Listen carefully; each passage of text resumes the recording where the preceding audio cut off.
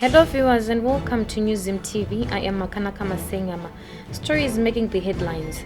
Foreign Affairs Minister SB Moyo attacked by UK-based Zimbabwean protesters in the court reserves judgment in Mugabes' ex-manager's suit in business. Econet's failure to repatriate funds from Zimbabwe affecting Kwese TV. In sports, Zim rugby boss files defamation lawsuit against Mighty Warriors trainer. News in greater detail. Foreign Affairs Minister SB Moyo was attacked by angry protesters in London on Friday afternoon after addressing a Chatham House audience, which also comprised Zimbabweans based in the former colonial master. The placard-waving protesters were demanding the release of MDC Deputy National Chairperson Job Sikala, who is in prison custody, awaiting trial for threatening to overthrow President Emmerson Mnangagwa.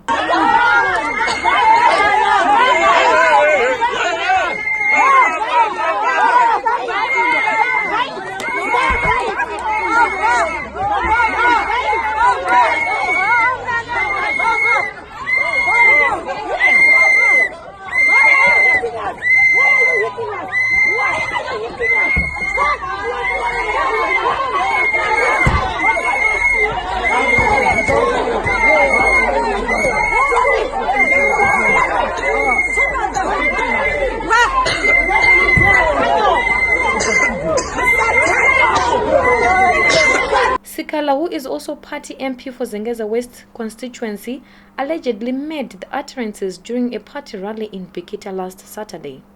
Moyo, Mnangagwa's point person in efforts to re-engage the international community after decades of isolation, is in London, meeting top British officials and also to attend an international conference on media reform. Farm workers throughout the country are treated like slaves by new black landowners, Progressive Agriculture and Allied Industries Workers Union of Zimbabwe National Organizing Secretary Philip Mafundu has said. Mafundu was speaking to newzimbabwe.com following reports that farmer laborers are working for more than 12 hours every day and getting $80 every month. The new farmers have just taken over as the neo-colonializers. They've taken over the slave working. They've taken over the abuse that have been done by the white commercial farmers before they took over the farms. In some cases, it's actually worse than what was happening when the white farmers were there. They're in the agriculture sector where most of our members are. Most of the people there, they are working more than 12 hours every day. And before 15 May 2019, they were getting 80 RTGS dollars every month. Established in 2012 to fight the rights of farm workers, Progressive Agriculture and Allied Industries Workers Union of Zimbabwe claims it has a membership of 10,000 in Mashonaland Central, East and West, Manicaland, Masvingo and Bulawayo provinces. MDC leader Nelson Chamisa says President Emmerson Mnangagwa is engaging in competition with his predecessor Robert Mugabe in persecuting opponents through pinning unfounded treason allegations against them. He was speaking at the Road to Economic Recovery, Legitimacy, Openness and Democracy launch in Harare on Thursday. Chamisa demanded a stop into alleged persecution on the main opposition, adding that MDC members were not cowards who should be subjected to continued harassment. You parrot to the whole world that is a new dispensation, when there is nothing new around you except your tomfula.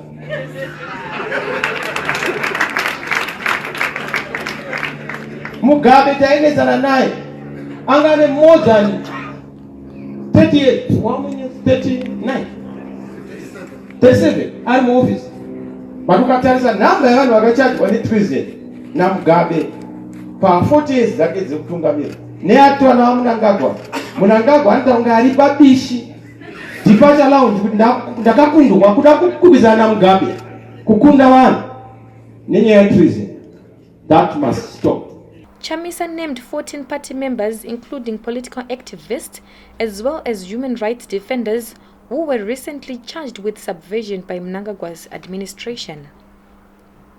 In the courts, a judgment in which former President Robert Mugabe, his wife Grace, are being sued for $756,000 by their ex-general manager Stanley Nari was on Friday reserved by the Supreme Court. Nari approached the Supreme Court after losing the case to the Mugabes at the High Court. It is his argument that he was allegedly forced to work with no pay by Mugabes. Through his lawyer, Advocate Tabani Mpofu, Nari complained that the High Court erred in dismissing his demand and requested that the case be referred back to same court for determination. And business. The difficulties involved in repatriating funds from Zimbabwe by Econet Wireless has had a negative impact in addressing challenges related to Kwese TV as the company struggles to offset what it owes to its creditors. Econet Media Chief Executive Joseph Hunda recently told the media that the failure to repatriate funds is affecting the quick resolution of problems affecting the media unit. In the 2 years it operated, Kwese TV garnered tens of thousands of subscribers across more than 12 African countries. The pay television company still owes service providers money running into millions of United States dollars. Several companies providing various essential support services to the Zimbabwean economy have been struggling to repatriate their funds. We are taking a short break. We will be back soon.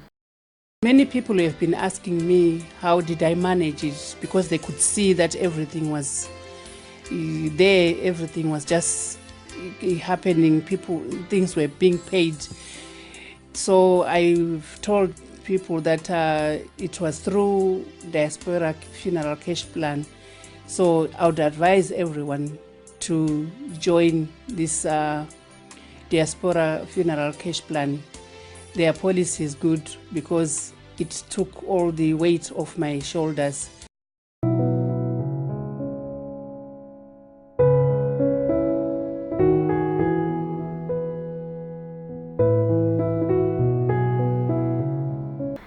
In sports, Zimbabwe Rugby Union boss Aaron Jani has approached the High Court demanding $100,000 from Mighty Warriors fitness trainer Gerald Maguranyanga, who allegedly branded him a thief during a recent radio interview. Jani is claiming the damages, saying Maguranyanga soiled his image and may never be able to correct what happened. Maguranyanga, who is cited as the respondent in the summons, said this happened on June 14 on ZFM Stereo, a radio station which is accessible to the entire world. The case is still pending. To end this news bulletin, here is a recap of headlines once more. Foreign Affairs Minister SB Moyo attacked by UK-based Zimbabwean protesters. In the courts, court reserves judgment in Mugabe's ex-manager's suit. In business, Econet's failure to repatriate funds from Zimbabwe affecting Kwese TV. And in sports, Zim Rugby boss files defamation lawsuit against Mighty Warriors trainer.